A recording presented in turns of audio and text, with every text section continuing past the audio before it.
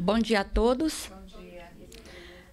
Para quem não me conhece, meu nome é Jenny, eu estou com a lição de abertura de hoje. Eu estou vendo duas pessoas aqui que eu não tinha visto antes. Sejam muito bem-vindas. A lição de abertura hoje é do livro Vinha de Luz, psicografia de Francisco Cândido Xavier pelo Espírito de Emmanuel. A lição é a 59, Política Divina. Eu, porém, entre vós, sou como aquele que serve, Jesus. Lucas, capítulo 22, versículo 27. Então, Jesus aqui, ele já afirma, né, que ele veio para o mundo, mas para servir e não para ser servido, né? E Emmanuel vem nos dar uma explicação um pouco mais ampla sobre essas palavras de Jesus. Ele fala que o discípulo sincero do Evangelho não necessita respirar o clima da política administrativa do mundo para cumprir o ministério que é cometido. Aqui, Emmanuel, ele nos chama a atenção para que nós possamos vigiar as nossas ações, né? Porque se o meu comprometimento com Jesus, com o Evangelho do Cristo, eu fiz esse comprometimento, então eu não devo me envolver em discussões políticas, né? Que geram muitas vezes o quê? Gera ódio, né? Brigas nas redes sociais. Tem pessoas que se tornam inimigas por conta de política, né? E cria-se ali ondas de ódio, até essas inimizades que um vai criando com o outro, porque o partido dele, ou o político dele, né, o candidato dele. Então, quem se compromete com o Evangelho de Jesus deve se manter vigilantes a isso, a não ter essas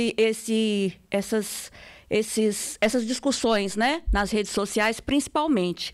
E que a gente pode e deve ter a nossa própria opinião, mas a nossa opinião, ela não pode ser manifestada de modo a gerar discussões, brigas, né? Porque o nosso comprometimento é com o Evangelho do Cristo e não com a política material dos homens, né? E Emmanuel, ele segue falando assim: o governador da terra entre nós, para atender aos objetivos da política. Vou repetir, gente, me perdi aqui um pouquinho. O governador da terra entre nós, para atender aos objetivos da política do amor, representou, antes de tudo, os interesses de Deus junto do coração humano, sem necessidade de portarias, decretos respeitáveis, embora. Então, aqui Emmanuel nos fala que a política, né, que as suas portarias, os seus decretos são respeitáveis, nós precisamos respeitar. Mas, se eu levanto novamente a bandeira do Cristo, o meu comprometimento tem que ser o mesmo comprometimento de Jesus, né? A minha política tem que ser como a política do Cristo, que é a política do amor, não é assim? Então, Emmanuel, ele segue falando assim: administrou servindo, elevou os demais, humilhando a si mesmo, não vestiu o traje do sacerdote, nem a toga do magistrado. Amou profundamente os semelhantes e nessa tarefa sublime testemunhou a sua grandeza celestial, que seria das organizações cristãs se o apóstolo que lhes diz respeito estivesse subordinado a reis e ministros, câmaras e parlamentos transitórios. Para representar os interesses de Deus na terra, Emmanuel nos fala que Jesus não precisou de uma vestimenta especial, né? E nem politizar. Jesus, ao invés disso, com a sua grandeza celestial, ele amou profundamente a todos nós. Aquilo que ele ensinou, né? O semelhante. E o que seria do evangelho dele se ele estivesse subordinado a isso, a políticas? Que seria hoje? Nós teríamos esse evangelho de amor? Bom, os governadores nossos, terrestres, nós sabemos que é necessário, claro, né? Para estabelecer o quê? Uma ordem social, né? Mas quem, novamente, se comprometeu com o Evangelho de Jesus, temos que fazer o que nos diz aqui Emmanuel na sua explicação, que ele fala: se desejas penetrar efetivamente o templo da verdade e da fé viva, da paz e do amor com Jesus, não ouvides as plataformas do Evangelho Redentor, com os menos afortunados e mais pobres do caminho, amigo de que os administradores do mundo são, na maioria das vezes, veneráveis. Ama a Deus sobre todas as coisas, com todo o teu coração e entendimento. Ama o próximo como a ti mesmo.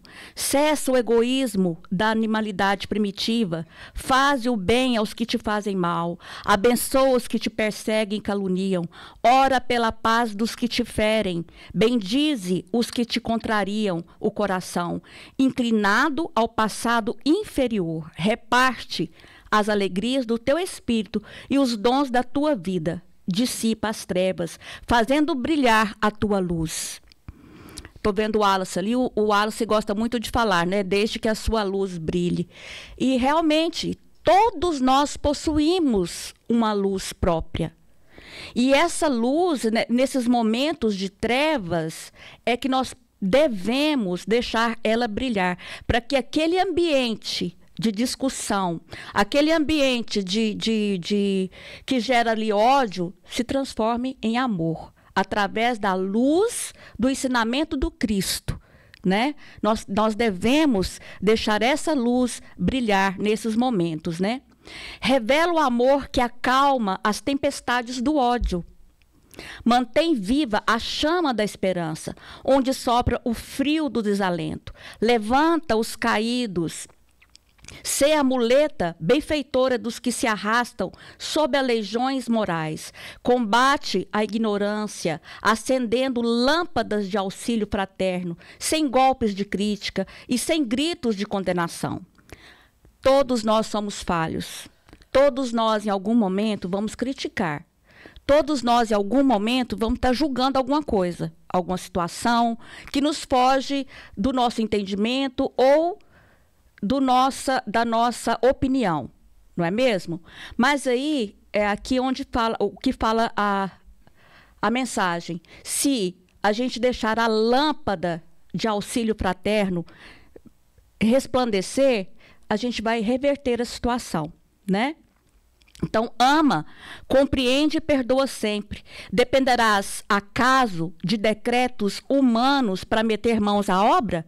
Lembra-te, meu amigo, de que os administradores do mundo são, na maioria das vezes, veneráveis, prepostos da sabedoria imortal, amparando os potenciais econômicos, passageiros e perecíveis do mundo. Todavia, não te esqueça das recomendações traçadas no Código da Vida Eterna, na execução das quais devemos edificar o reino divino dentro de nós mesmos. Então, o Código da Vida Eterna, que nos diz a mensagem, são os princípios do Evangelho de Jesus. E para edificar esse divino reino é dentro de nós mesmos. Primeiro, nós devemos entender que o reino divino, ele não é algo que está em um lugar. Nós já ouvimos isso várias vezes aqui, né? Mas algo que deve se desenvolver dentro de nós, através de quê? Por meio das nossas atitudes, né, que devem ser atitudes e escolhas mais elevadas. Esse é o implantamento do reino de Deus. E quando nós finalmente tivermos esse entendimento desse reino, vai se construindo a paz à nossa volta, ao invés de discórdias, de intolerância a opiniões, né? Muitas vezes a pessoa tem uma opinião, eu tenho intolerância à opinião dela e aquilo desencadeia todo um processo de raiva, de desordem, de discórdia, né? Então, nós precisamos o quê?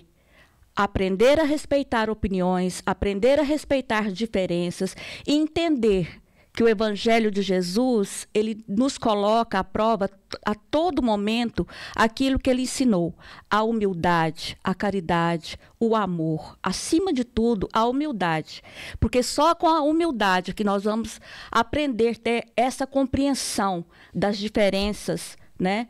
Das diferenças entre nós, seres humanos. Eu não penso como você, você não pensa como a mim, mas eu preciso respeitar o seu pensamento, a sua opinião, a sua condição, a condição de entendimento que você está no momento. Esse foi o ensinamento de Jesus para cada um de nós, não é mesmo? E não nos envolvermos em questões políticas que não nos diz respeito. Claro que nós precisamos da política terrena, claro que nós precisamos dos governadores terrenos, mas a nossa obrigação, enquanto cristãos, é pedir a Deus para que eles governem, mesmo que não seja meu candidato. Eu preciso pedir a Deus que oriente aquele governo. Eu preciso pedir a Deus que ele coloque os anjos, as falanges, em volta para que a administração seja perfeita. Ou boa, vamos nem chegar à perfeição ainda, mas uma administração boa que favoreça os menos favorecidos, que favoreça os nossos irmãos de caminhada, que necessitam, né, de um bom governo. Mas a nossa obrigação como cristão não é entrar em guerra, é entrar e nem criar inimizades por conta de política, mas sim levar o amor e o Evangelho de Jesus como uma bandeira do Cristo, porque nós escolhemos.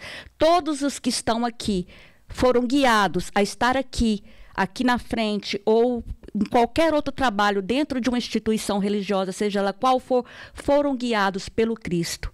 E no momento em que eu aceitei esse convite, no momento em que eu aceitei, eu tenho que aprender, acima de tudo, o que Jesus me ensinou. Primeiramente, a humildade, para que com a humildade eu aprenda a amar e a respeitar o meu semelhante, não é mesmo?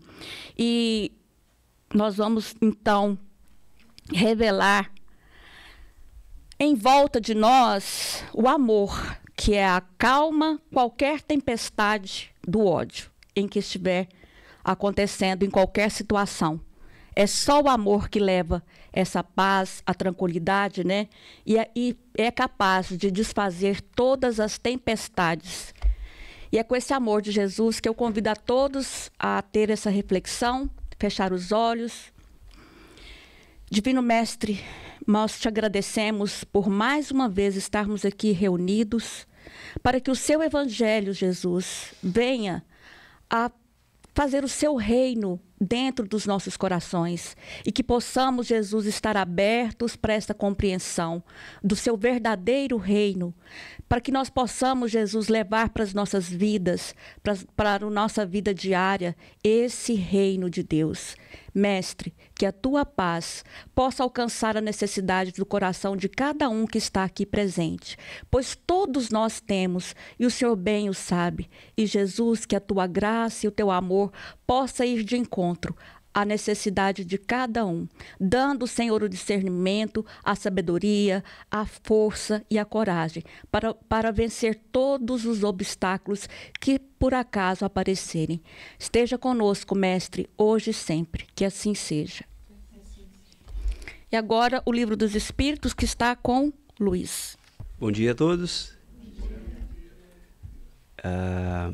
Como nós vamos dar sequência ao Livro dos Espíritos, lembrando que o Livro dos Espíritos é onde nós podemos nos interagir mais com aqueles que estão na assistência, desde que o assunto seja relativo àquilo que nós estamos trazendo, tá bom? Alguém quiser, levante a mão e, na medida do possível, nós vamos tentar esclarecer alguma dúvida. Vamos dar continuidade, que nós estamos tratando do item da lei de reprodução.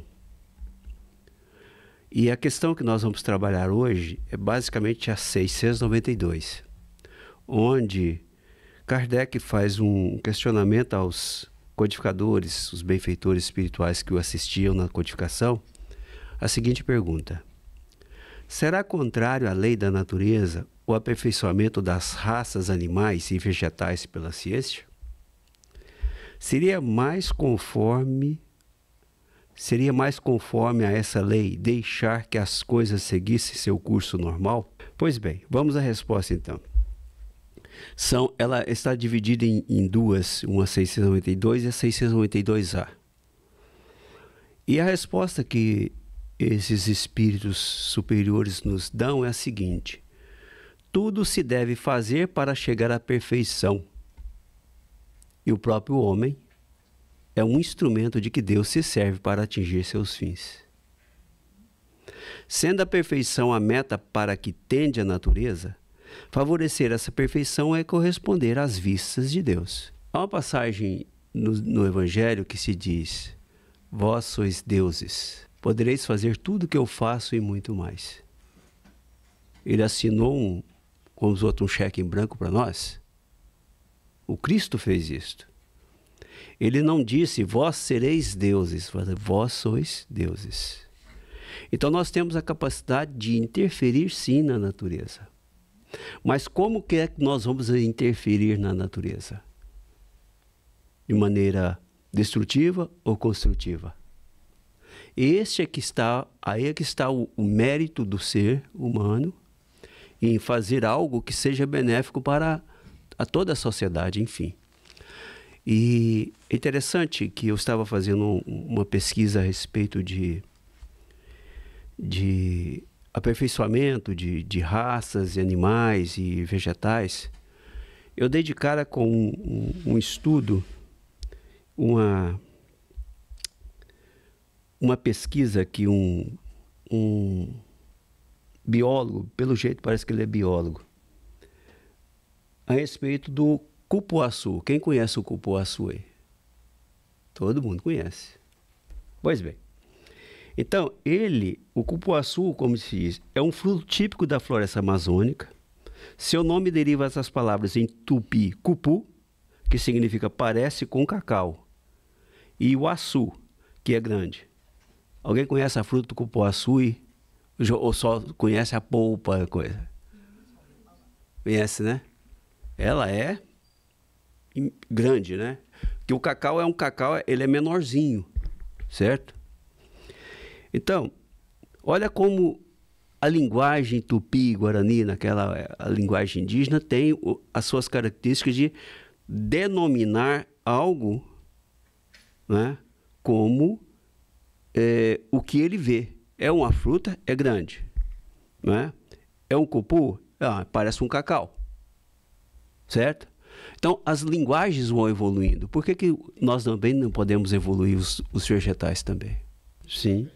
Vamos chegar lá. É isso, até você deu um pitacozinho, mas foi bom. Mas, veja só, continuando. Acreditava-se que o cupuaçu era uma espécie nativa, certo? Ou seja, que ela ocorria de forma natural nos locais onde se distribui. E aí que vem o pulo do gato, olha só. Mas pesquisadores do Instituto de Biociência da USP descobriram que o fruto, na verdade, é uma espécie domesticada pelas populações indígenas do Médio Alto Rio Negro há mais de 5.000 anos. Viu? Dá a entender o que é? 5.000 anos atrás, o homem já fazia esses melhoramentos naturais. Pegava uma semente e ia gradativamente produzindo o seu aperfeiçoamento, a sua melhoria. A respeito de nectarina. A nectarina, quem gosta de nectarina aí? Uma fruta deliciosa, para mim é uma das preferidas. Eu estava olhando também que possivelmente também é um melhoramento dessa coisa, ou o cruzamento da ameixa com o pêssego. Não está bem certo.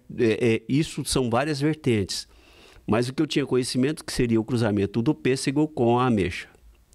Mas outras áreas de pesquisa também dizem que praticamente quase que surgiu como dos meios que os indígenas no Brasil fizeram com o cupuaçu. Então, há uma interferência sim. Né? Outra coisa, vamos dizer. Sim, a mula é a mistura do cavalo com o jumento, não é isso? Da égua com o jumento. Mas só que a mula é estéril. Ela não reproduz. Certo? Então veja só, são cruzamentos que acontecem muitas vezes naturalmente. Vamos dar uma ideia maior. O que ocorre quando o homem começou a domar os animais?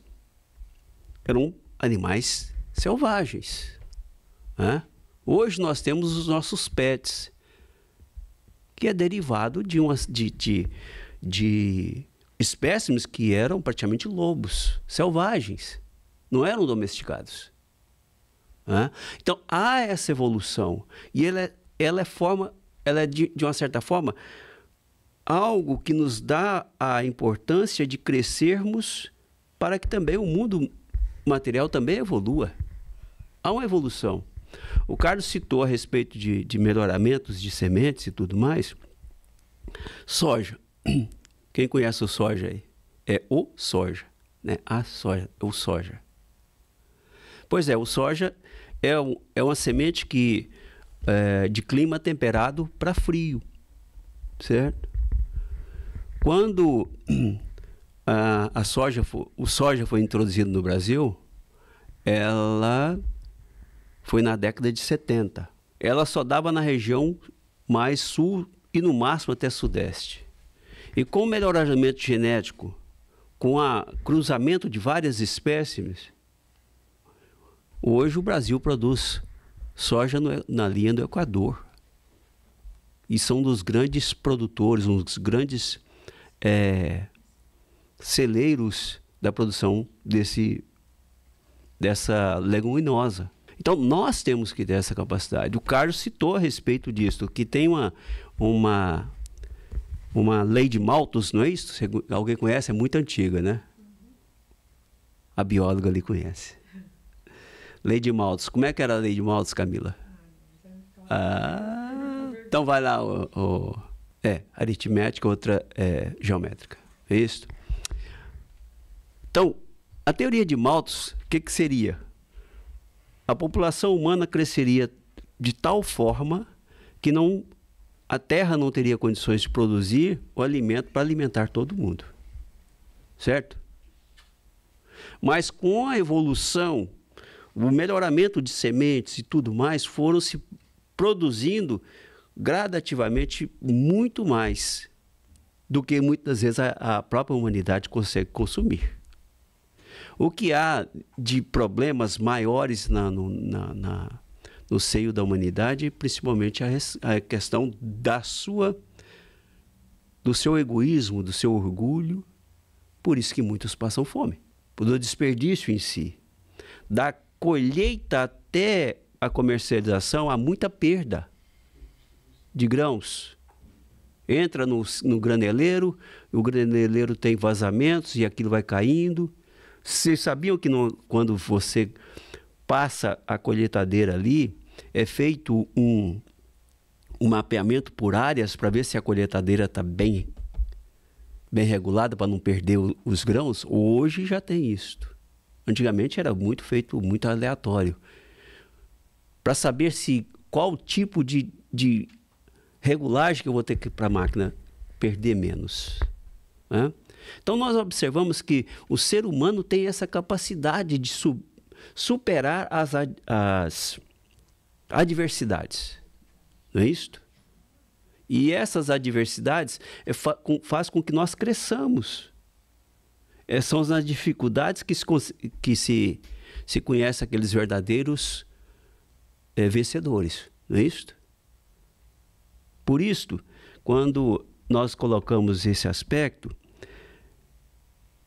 nós não podemos ter aquele freio tamanho que vai impedir que nós possamos progredir. Agora, há os aspectos morais. Né?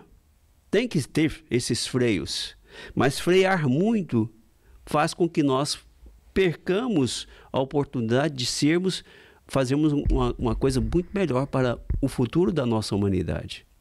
Esse é o principal ponto. Todo ser humano quer crescer, quer aprender, não quer? Ou não quer, Salomão? Nós queremos melhorar, não queremos? Com certeza. Então, por que o outro não pode melhorar? O improvement, né? Sempre melhorando. Você vai fazer uma construção, não, vou diminuir o número de pregos para ver, faz a estrutura e tal, né? Eu estou colocando uma abrangência maior para que nós possamos ver que nós pensamos em vários aspectos. Qual é a função do engenheiro? Melhoramento de determinadas áreas. Sim. Um dos principais papéis do engenheiro é vencer os desafios que o arquiteto propõe a ele. Também. Dentro de uns cálculos que ele tem que observar que deve ser. Não, essa estrutura que você está me passando não vai funcionar. Então, o engenheiro ele vai calcular, de uma certa forma, que a obra não seja tão cara, não seja superfaturada e seja segura. Todos os edifícios têm um regime de segurança, mas não pode colocar aí 200 toneladas de ferro, porque vai ficar inviável. Vai ser uma casa amada, vai ser coisa segura. Mas é inviável construir. Não é? Tem algo que chama sobre análise de risco? Sim, análise de risco, né? Tudo isso tem que ser medido. A evolução dos automóveis, a evolução de todas as coisas. Imaginemos se não houvesse o aperfeiçoamento de vários processos de construção, o que seria do mundo hoje?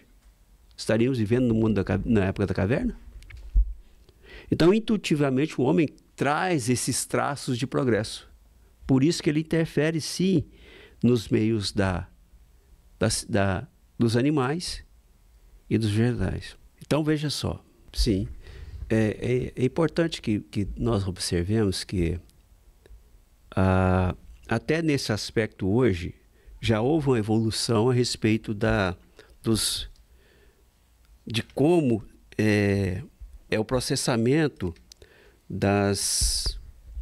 do abate do animal e tudo mais, aquela coisa, e evitar o estresse desses animais que, infelizmente, ainda se faz uso para manter o nosso corpo físico. Mas, futuramente, as coisas vão, né? Nós vamos deixando de fazer uso desse tipo de proteína. Mas vai demorar muito tempo, um pouco. Veja só, na semana anterior eu fiz o Evangelho e comecei com a questão 922 do Livro dos Espíritos. Qual é a necessidade para o homem? A posse do necessário, do aspecto material. E no aspecto moral, fé no futuro e a consciência tranquila. Tudo vai se resumir nisto. A posse do necessário, não tem, muitas vezes nós desperdiçamos comida. Né? Então, é a lei da oferta e da procura. Quanto mais for procura, mais se produz. Certo?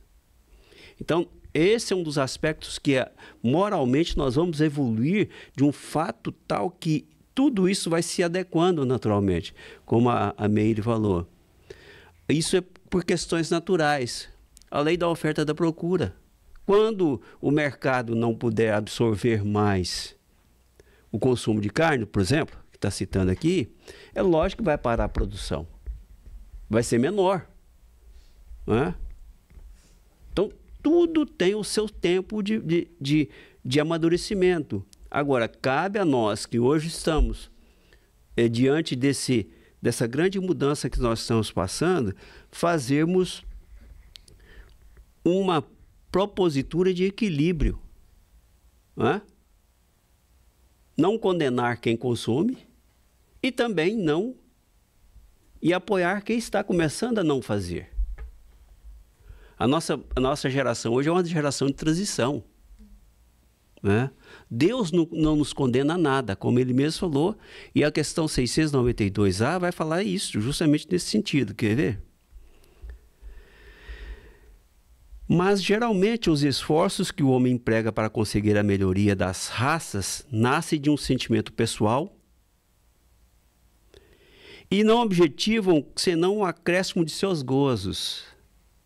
Isto não lhe diminui o mérito? Veja como Kardec amarrou bem essa questão. Isso em 1856, 55. A coisa estava sendo... né? Hoje, se Kardec tivesse encarnado, né? Fala, poxa vida, eu acertei até nas perguntas, né? É isso mesmo. Veja qual a resposta que os espíritos dão. Que importa seja nulo o seu merecimento, desde que o progresso se realize. Né? Cabe-lhe tornar meritório pela intenção o seu trabalho. Demais, mediante esse trabalho, ele exercita e desenvolve a inteligência e sob esse aspecto é que maior proveito tira. Compreenderam? A Duda citou uma coisa que eu ia falar realmente. Quando o primeiro artefato nuclear foi detonado, todo mundo ficou chocado. E realmente é. Chocado. Mas esse artefato nuclear, apesar de ter dizimado milhares de pessoas num raio de 1 quilômetro, que foi o foco central, foi um alerta para a humanidade não usar esses artefatos que hoje nós sabemos que um artefato nuclear pode dizimar num raio de 400 quilômetros toda uma população, destruir tudo. Então o homem começou a perceber que nas mãos dele tinha um equipamento, um artefato que poderia destruir a raça humana. E se comparando, só terminando, e se comparar o artefato que foi detonado em Hiroshima, é como se fosse uma espoleta hoje de um artefato de hidrogênio, uma bomba de hidrogênio. E eles não sabiam da proporção? Não sabiam da proporção. Sim. Então, aí eu estava pesquisando a respeito disto, quando surgiu a primeira usina nuclear de uso civil. Que a guerra terminou em 1945, não é isso? Então, para nós possamos ter uma ideia, o primeiro artefato nuclear para uso comercial foi em junho de 1954. O homem conseguiu domar essa energia para produzir energia de eletricidade. E por mais que a gente queira pensar que isto é um artefato perigoso, e muito perigoso. Mas a doma, o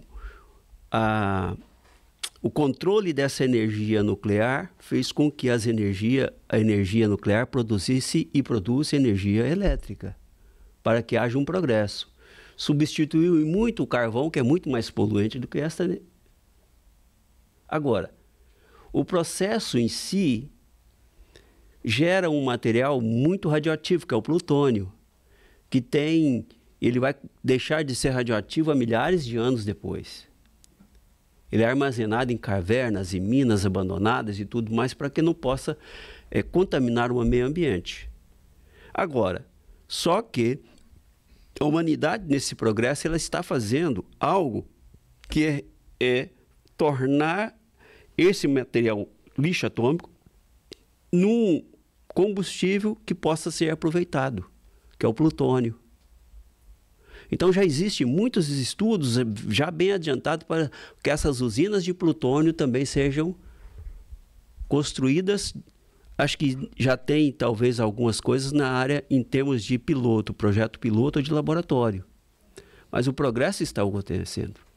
Por quê? Porque a humanidade vai crescer e necessitar dessas energias. Mas os lixos atômicos ou os lixos dejetos e tudo estão aí, poluindo o nosso planeta. Por isso que ele fala assim, à medida que nós desenvolvemos a nossa inteligência, é o maior proveito que nós tiramos dela. Né? Então, tudo na natureza é neutro. Tudo é neutro. Depende do que e qual tipo de ser humano vai usar aquilo. A internet é neutra, não é? E a internet surgiu como? Qual foi o primeiro objetivo da internet? desenvolvimento militar, comunicações militares, para que não houvesse interferências nas comunicações que eram secretas. E hoje está desenvolvida. Só para terminarmos, o nosso tempo já está bem esgotado, muitos condenam as pesquisas do homem ao espaço e tudo mais. Mas hoje que nós temos irmãos que são isso aqui, realmente desenvolvidos por isso. Quem conhece o LED, aquelas luzinhas pequenininhas que nós vamos ver, foram desenvolvidas para diminuir o peso das espaçonaves. Micro-ondas. O alimento em barras, e tudo isso é em decorrência a esses aspectos. Né? Essas furadeiras que nós temos aqui, corolés, essas coisas, tudo aí. Progride como um todo. Né? Nosso tempo se esgotou e o Carlos vai fazer o nosso evangelho. Boa tarde, gente. Para aquelas pessoas que estão há mais tempo aqui, a gente já participou desse estudo. Quando o Getúlio ainda ficava lá em Marlborough, poucos anos antes da gente transferir para cá, eu dei início a um estudo sobre as parábolas, sobre os ensinamentos de Jesus. E cada vez que eu vinha aqui na frente, eu trazia uma parábola para a gente estudar em conjunto, para a gente analisar aquilo que foi falado por Jesus, certo? Então, isso já se passaram vários anos. Então, eu peguei essas parábolas e resolvi reeditar. Na verdade, estou reeditando, né? Reanalisando, porque à medida que a gente vai crescendo, vai desenvolvendo o nosso conhecimento, a gente vai analisando de forma diferente essas parábolas, né? Não só as parábolas, mas tudo que a gente aprende de uma forma diferente. Um exemplo disso, o curso que eu dou aqui toda segunda-feira do Nosso Lar, desde 2006. Então, a cada 6 meses eu leio o Nosso Lar de novo. Então, cada vez que eu leio, eu vejo de uma forma diferente aquelas lições que é trazidas no Nosso Lar. A mesma coisa acontece com o Livro dos Espíritos, que eu também, desde a adolescência, que eu leio o Livro dos Espíritos. Então, cada vez que a gente vai pegando uma lição, a gente vai descobrindo coisas dentro dessa lição que a gente não sabia. E a gente vai ver aqui, com o estudo das parábolas, que este foi um dos maiores motivos de Jesus trazer os ensinamentos para a gente em parábolas. Tá? Então, primeiramente eu vou trazer aqui do Evangelho de Mateus 13, que vai do 10 ao 16, e também do Marcos, que vai de 10 ao 11, o porquê ele fala. Porque foi uma pergunta que foi feita a Jesus por um dos seus apóstolos, por que ele falava em parábolas. E aí, um dos apóstolos chegou para Jesus e disse, então chegaram perto de Jesus e perguntaram, por que é que o Senhor usa parábolas para falar com essas pessoas? Ele estava se referindo à multidão. Não estava se referindo a ele, os apóstolos. E Jesus respondeu, a vocês, Deus mostra o segredo dos reinos dos céus, mas a elas não. Pois quem tem receberá mais, para que tenha mais ainda. E a gente vai ver isso na parábola dos talentos. Quem tem vai receber mais. Mas quem não tem, até o pouco que tem lhe será tirado. É por isso que eu uso parábolas para falar com essas pessoas, porque elas olham e não enxergam, escutam e não ouvem, nem entendem. E assim acontece com essas pessoas o que diz o profeta Isaías. Vocês ouvirão, mas não entenderão. Olharão, mas não enxergarão nada. Pois a mente deste povo está fechada. Eles taparam os ouvidos e fecharam os olhos. E se eles não tivessem feito isso, os seus olhos poderiam ver. E seus ouvidos poderiam ouvir. A sua mente poderia entender, e eles voltariam para mim, e eu os curaria, disse Deus. Então aqui é Jesus explicando por que ele trouxe esses ensinamentos dele em parábolas para os discípulos. Não para os discípulos. Ele estava explicando para os discípulos porque ele trouxe esses ensinamentos em parábolas. E ele continua: mas vocês como são felizes, pois os seus olhos veem e os seus ouvidos ouvem. Eu afirmo a vocês que isto é verdade. Muitos profetas e muitas outras pessoas do povo de Deus gostariam de ver o que vocês estão vendo, mas não puderam. E gostariam de ouvir o que vocês estão ouvindo, mas não ouviram. Isso lembra um pouco os ensinamentos que a gente tem, o acesso que a gente tem à doutrina espírita, não é? Porque a gente consegue ver muito dos ensinamentos de Jesus com outros olhos que os nossos irmãos cristãos não conseguem ver. A gente consegue ver a morte de forma diferente. A gente consegue ver as palavras que Jesus teve e analisar de forma diferente, né? Foram 48 parábolas, certo?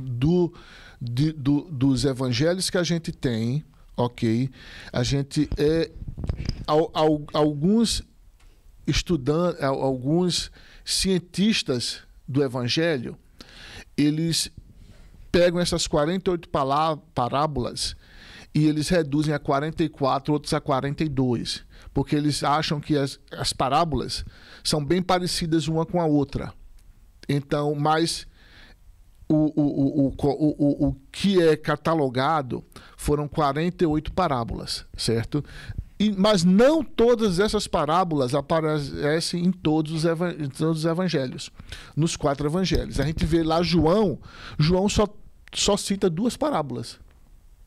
João Evangelista só cita 2 parábolas.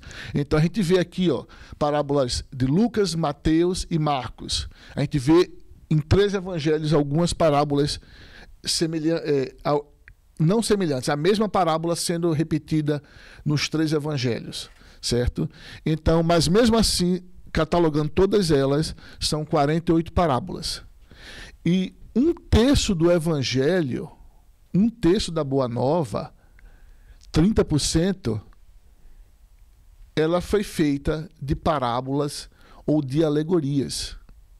Então, 1/3 daquilo tudo que está no Novo Testamento foi falado em parábolas ou alegorias. Parabólicas, né? De forma parabólicas. Este modo de expor, ele é uma técnica. Hoje em dia a didática, certo? A ciência que estuda o ensinamento, ele vem dizer que esse modo de expor tem sido entendido como uma técnica pedagógica, a pedagogia, cujo objetivo é apresentar um raciocínio e uma conclusão por detrás de uma breve narração, facilitando a sua memorização e permitindo que o ensinamento de fundo possa surgir gradativamente na mente dos ouvintes até a sua plena compreensão. Então, ele trazia uma figura, ele ilustrava. Jesus, literalmente, ele desenhava para a gente entender. Hoje em dia o pessoal pergunta: você quer que eu desenhe para você entender? Ele literalmente desenhava. Ele trazia uma figura, ele ilustrava uma situação, para que dentro daquela ilustração a gente pudesse memorizar mais. Porque o ser humano ele é muito mais visual, certo, do que auditivo. Então, ele criava aquela imagem e a população, de uma forma em geral, conseguia visualizar aquilo. Parábolas foram usadas por Jesus como uma forma mais eficaz de ensinar verdades desconhecidas por meio de verdades e fatos conhecidos. Olha que interessante. Ele pegava um fato conhecido, público, trazia aquela parábola e ele colocava coisas pelas entrelinhas daquela parábola, daqueles ensinamentos. Ele colocava os ensinamentos de forma subjetiva naquelas imagens que ele estava trazendo, para que o nosso subconsciente pudesse captar aquilo. Outra coisa também interessante, ó, pode ser considerado também como uma forma de deixar escondido o ensinamento para aqueles que ainda não apresentam condições de entendimento e evitar um certo desgaste a ele, a Jesus, gerado no hábito comum daquela época e povo de se discutir a obediência às leis mosaicas. A gente sabe que há 2000 anos atrás o povo era completamente fechado às leis mosaicas. E eram muitas coisas, muitos rituais que hoje em dia não faz nem sentido para a gente. Certo? Tipo, se você comesse sem lavar a mão era pecado. Pode ser falta de higiene, mas pecado não é, né, gente? Pecado não é falta de higiene. Então, eram tantas as coisas, certo?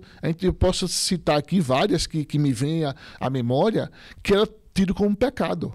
Por quê? Porque Moisés colocou aquilo. Moisés pegou uma população saindo do Egito, rodou 40 anos com aquela população, certo? E ele teve que criar leis. E ele fundiu as leis religiosas com as leis civis.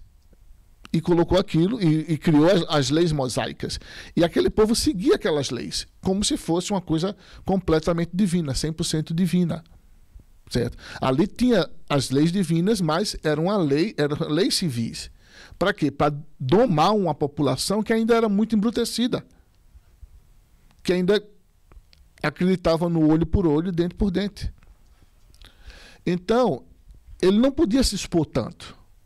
Senão ele tinha sido crucificado antes do tempo. Então, ele trazia essas lições através de parábolas, porque ele não podia, falando popularmente, chutar o pau da barraca. Ele não podia chegar e escancarar todos os ensinamentos, até porque o pessoal não ia ter condições de absorver isso. A própria doutrina dos espíritos, em 1857, os espíritos falam para Kardec que nem tudo estava ali no Pentateuco. Que à medida que a gente fosse crescendo, a espiritualidade iria trazer novos ensinamentos. E a gente vê que esses ensinamentos são trazidos até hoje. Foi trazido depois através das obras de Chico Xavier, do Divaldo, e cada vez que a humanidade vai crescendo em capacidade intelectual e moral, a gente vai tendo acesso a mais informações. Isso acabou de ser visto aqui no Livro dos Espíritos. Certo? Falando da lei do progresso, então, à medida que a gente vai progredindo, a gente vai fazendo analogia. Não é? Então, a gente vai tendo condições de aperfeiçoar isso aí. Então, esses ensinamentos também serão trazidos para a gente, para nós, à medida que a gente for melhorando a nossa capacidade. Então, através daquelas parábolas, à medida que a gente vai se aperfeiçoando intelectualmente e moralmente, a gente vai começar a analisar aquilo de forma diferente. Por isso que eu falei aqui no começo que eu vou pegar todas aquelas que eu fiz e vou reformular, porque hoje em dia, anos depois, eu já enxergo de forma diferente aquilo que eu fiz há quase 10 anos atrás. E outra coisa, a correta interpretação das parábolas possibilita o fenômeno da sua aplicação universal em todos os tempos, adaptados a situações análogas. Então, as palavras dele são eternas. A gente vai adaptar essas palavras de acordo com o progresso da humanidade. Nada do que ele falou que as palavras dele não iria passar. Usando em outros termos, mas ele falou que as palavras deles seriam eternas. Que aquilo, nada dos ensinamentos dele iria passar. Mas, além das parábolas, gente, a gente tem também as alegorias que são trazidas no Evangelho. Ok? Mas de que forma? De maneira geral, a parábola difere da alegoria, por ser mais extensa e exigir maior coerência e plausibilidade entre os seus elementos. A alegoria é a exposição de um pensamento sob forma figurada, é a metáfora. A alegoria é metáfora. Vós sois o sal da terra. Isso é uma metáfora. Sois a luz do mundo. É outra metáfora. Certo? Muitas das vezes as metáforas podem ser colocadas juntas, mas mesmo assim ainda não é uma parábola.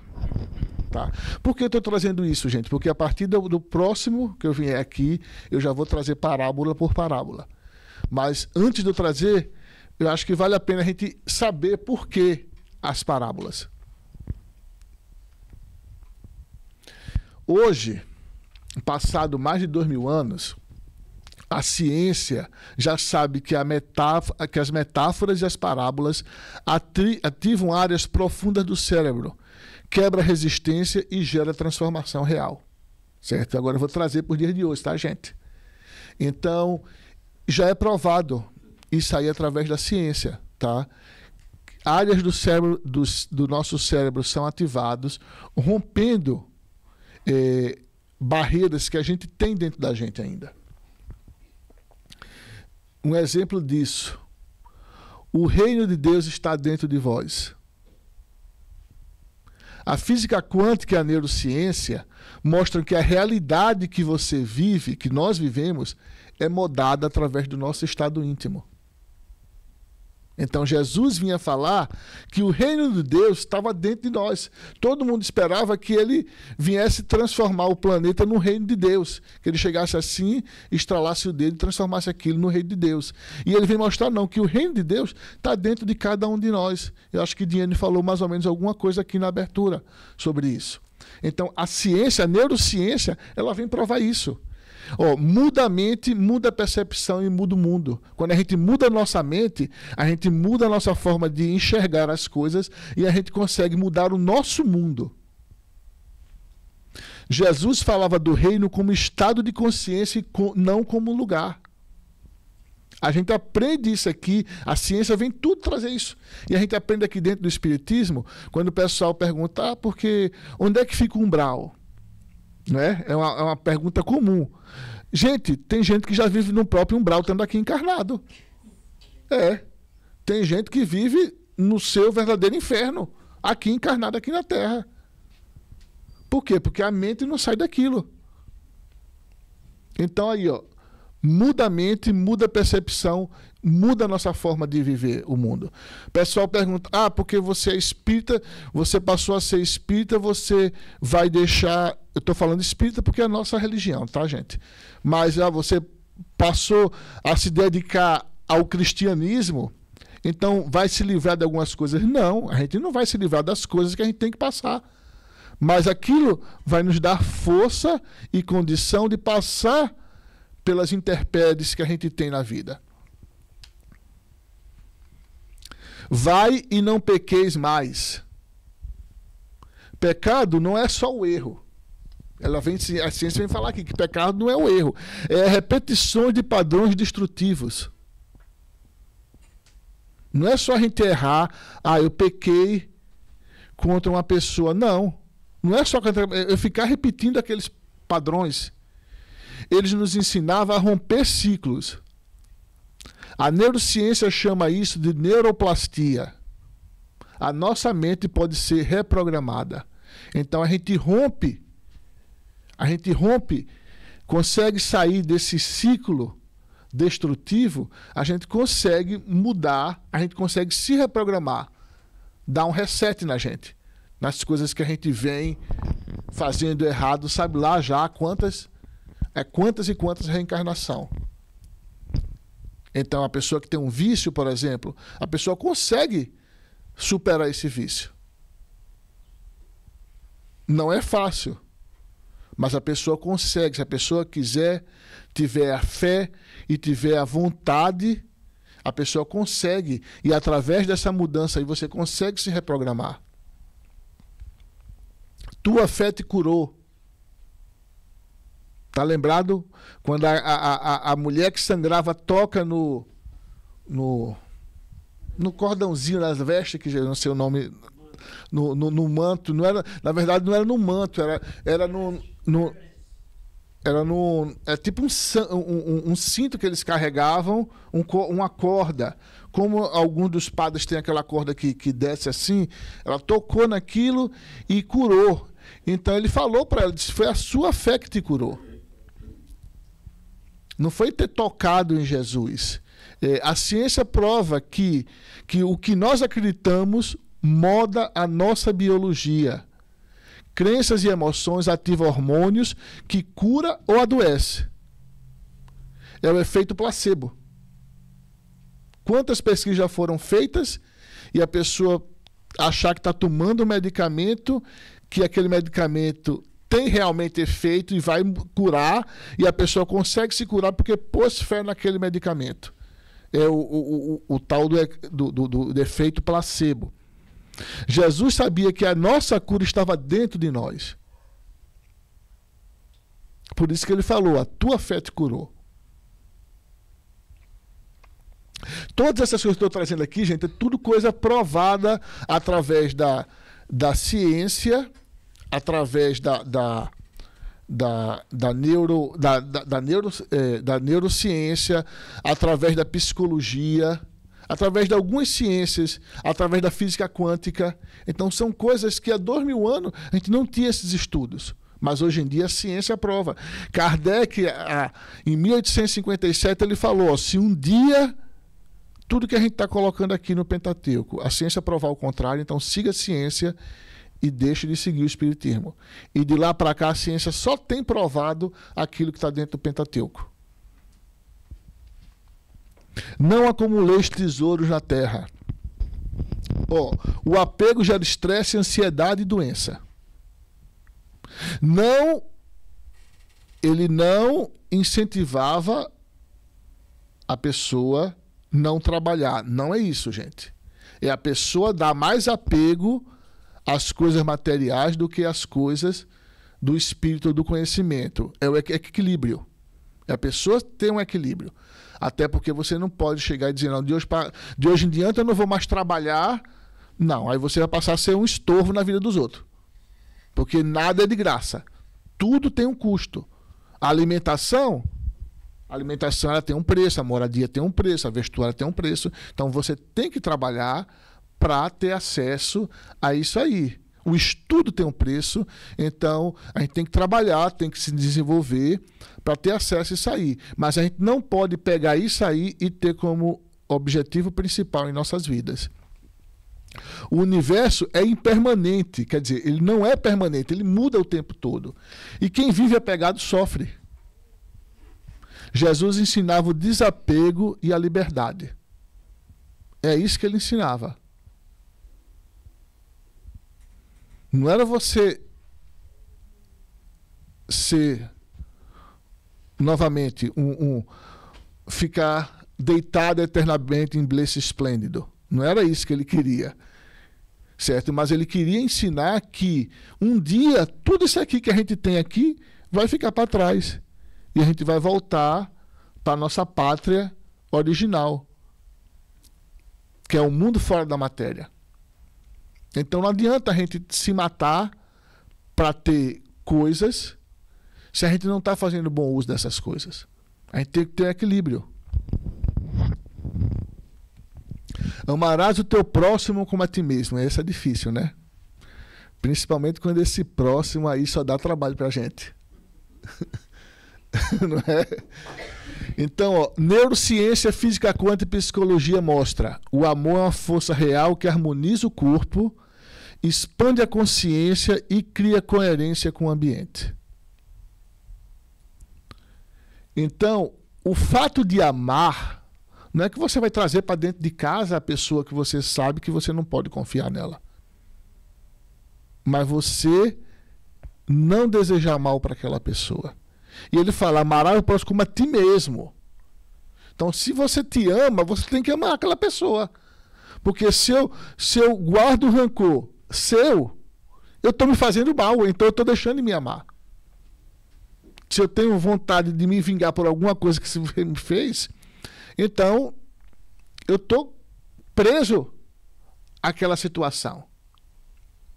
Quando a gente vê a espiritualidade na quarta-feira, aqui nas reuniões de desobsessões, que a gente vê irmãos em processo obsessivo que já vem há anos, às vezes décadas, às vezes séculos, num processo obsessivo por alguém que fez o mal para ela, aquele mal que ele está tentando fazer para se vingar, ele está sofrendo daquele mal também.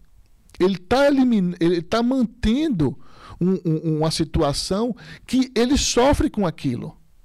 Às vezes bem mais do que aquele que causou o mal para ele. Então, quando a gente pede para ele perdoar aquele irmão, é para também ele se ver livre. Não que ele perdoando, que aquele irmão que cometeu um erro com ele vai ficar livre ou ausente da culpa. Não. Mas para ele se libertar daquela situação.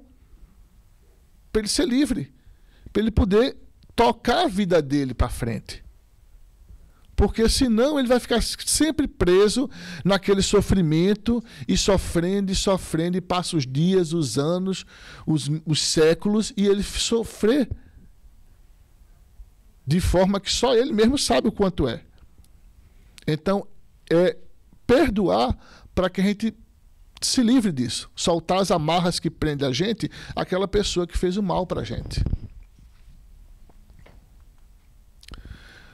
O que Jesus ensinou, gente? Hoje em dia a ciência, ela comprova o estado interno, o nosso estado interno, ela cria uma realidade. Aquilo que a gente sente, que a gente pensa, a gente cria uma situação ao nosso redor. Se a gente só pensa naquilo, a gente gera situações ao nosso redor que se assimila àquele nosso pensamento que a gente traz. Sem falar dos irmãos desencarnados que está sempre ao nosso redor. Se a gente pensa coisa boa, a gente está atraindo irmãos desencarnados que pensam coisa boa. Se a gente pensa coisas negativas, a gente também está trazendo para junto de nós aqueles irmãos que pensam da mesma forma que a gente está pensando. O amor é força biológica e quântica. Jesus ensinou isso há 2000 anos atrás. O perdão cura. Você perdoar uma pessoa, você se livra daquela doença. Porque a pessoa que tem o sentimento de vingança é como se a pessoa estivesse querendo se vingar da outra tomando o próprio veneno. E a consciência transforma. O que a gente tem na nossa mente consegue nos transformar. E aos poucos, a gente vai transformando aquelas pessoas que estão ao nosso redor. A gente vai transformando os entes queridos que estão ao nosso redor, os entes não tão queridos que também estão ao nosso redor no mundo invisível, porque eles estão vendo que a gente está se transformando e que alguma coisa boa está acontecendo com a gente, e eles vão dizer, não, se ele está mudando e está acontecendo coisa boa, então também eu vou mudar, porque isso também vai acontecer comigo. Então é dessa forma que a gente vai conseguir mudar o nosso planeta.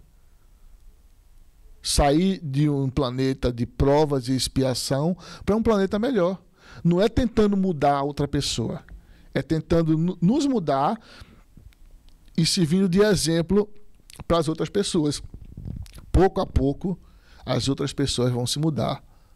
Aí você pode me perguntar, isso não vai acontecer nem tão cedo, mas vai acontecer. Porque, gente, um exemplo disso é Jesus. Se ele deu exemplo, ele conseguiu primeiramente mudar 12 pessoas que estavam ao lado dele. E aquelas 12 pessoas conseguiram mudar quantos milhões hoje em dia? 2000 anos depois. Através da mudança deles. Quantas pessoas se mudaram por causa de Jesus? Milhões e milhões de pessoas. Então vai chegar um tempo que isso aí vai ser por osmose. A gente vai conseguir fazer com que as outras pessoas que estão ao nosso redor também mudem. E por pior que o mundo esteja, por mais de cabeça para baixo que esteja, que possa parecer, o bem sempre vai vencer o mal. Sempre vai vencer o mal. Pode ser que a gente não veja nessa encarnação, mas quem sabe na próxima a gente vê. Ele falava de leis profundas da mente, da alma e do universo. Fazer a prece de encerramento. Vamos agora, para quem quiser fechar os olhos, conectar com o nosso Pai Maior, com o nosso Mestre Jesus, esse amigo e companheiro que nos trouxe tantos ensinamentos e está conosco até hoje. Basta a gente pensar nele, basta a gente elevar o nosso pensamento, que a sua força, a sua energia vai estar ali conosco para nos dar forças, coragem, para que a gente possa superar as intempéries da vida. Muito obrigado, Pai amado, muito obrigado, Mestre Jesus, pelo dia de ontem, pelo dia de hoje, pelo que teremos pela frente. Muito obrigado por essa oportunidade de estar aqui mais uma vez nessa casa que nos acolhe com ensinamentos, com medicamentos para o nosso corpo e para a nossa alma. E permita, Pai, que ao voltarmos para o nosso lar, possamos voltar com esta paz, com essa sintonia, com essa energia, e que durante toda a semana que teremos pela frente possamos manter esse equilíbrio, Pai. Muito obrigado mais uma vez, esteja conosco hoje e sempre, e assim seja feita a tua vontade, Pai.